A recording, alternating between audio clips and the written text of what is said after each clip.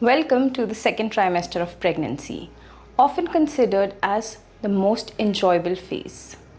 Spanning from week 13 to 27th, this middle phase brings a delightful mix of relief and excitement.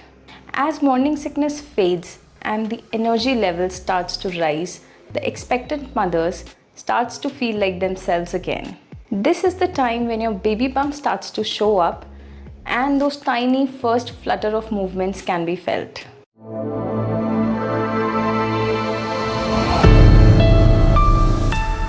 Hi everyone, I am Dr. Shubhiaggarwal and you're watching Viscure. Viscure is a space where we talk about pregnancy, contraception, PCOS, sex education, menstruation and many more. Today is the third episode of Blossoming Bellies, your guide to a healthy pregnancy. Today we'll be talking about the sweet spot of pregnancy, the second trimester, also called as the honeymoon phase, and for a good reason. So without a further ado, let's dive into the second trimester of pregnancy where joy and anticipation begins. During these weeks, your baby grows rapidly from the size of a peach to the size of roughly a cauliflower. Inside the cozy confines of the womb, the fetus goes through an incredible milestone changes. By week 16, the baby's eyes start to make little movements. No peeking yet though. By 27th weeks, the eyes are developed and the baby can track objects within the womb. They can perceive light and they can differentiate between day and night. There is only one color which the baby can see within the womb, and that color is red. At 20 weeks, your baby's ears are tuning in. They can literally hear your sounds and they can actually respond. How does your baby respond to your sounds? They either they kick too much, their heartbeats begin to rise. These are some of the changes that the mother feels when the mother talks to the baby. So now we know that how Abhimanyu learned to beat the Chakravyuh. By week 24, the little lungs are starting to breathe. They take the first fresh air of breath.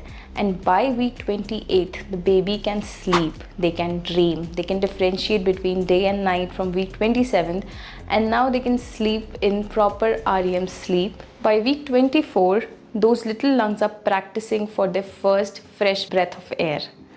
Although the baby starts moving inside the womb by 7th to 8th week, but the mother cannot perceive the movements by then.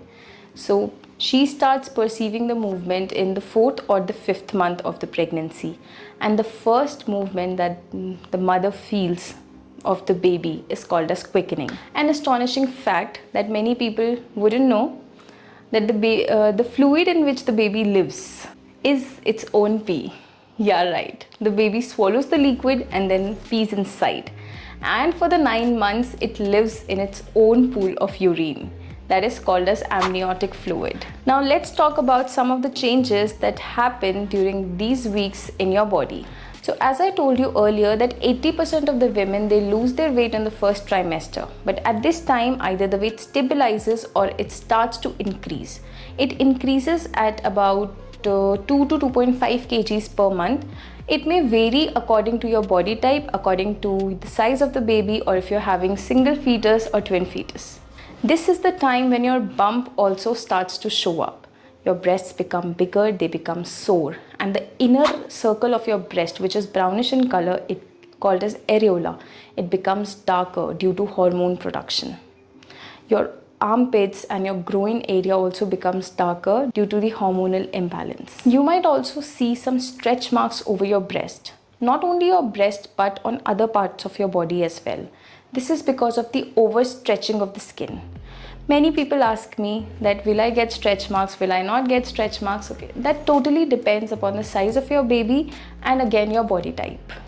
You can apply some oils on your belly to avoid those stretch marks, and there are certain treatments which you can take after your pregnancy which can decrease the marks of these stretch marks. Another thing that many people experience during this time is nasal stuffiness and nasal bleeding. This happens because in pregnancy, the inner lining of the nose, it begins to swell up and it gives you the feeling of stuffy nose. But remember not to use over-the-counter nasal decongestants. You can take steam, you can take saline drops, but do not take over-the-counter nasal decongestants. Go to your doctor, consult them, and without consulting, do not take any kind of medication. Now, most women get troubled with back pain and leg cramps. Make sure that you are hydrated, make sure that you are active throughout your pregnancy, and make sure that you wear comfortable shoes. These are the three things that can help ease off these symptoms, but they cannot be alleviated completely. I get this question a lot, that what type of vaginal discharge is normal in pregnancy? Am I having too much vaginal discharge, or is it too less?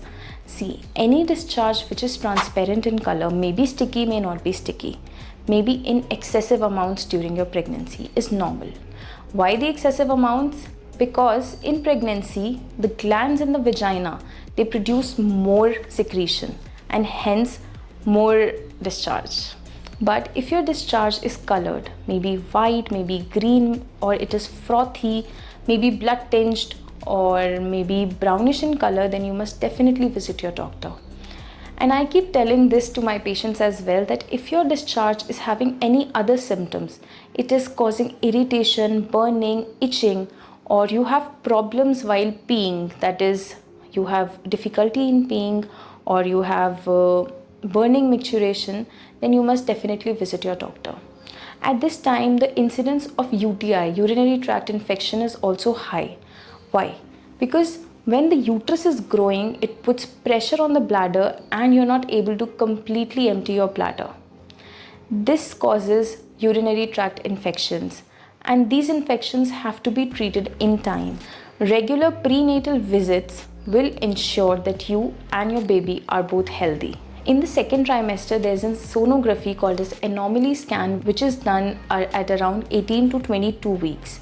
It is one of the most important scans, as it tells any developmental defects or any birth defects in your baby.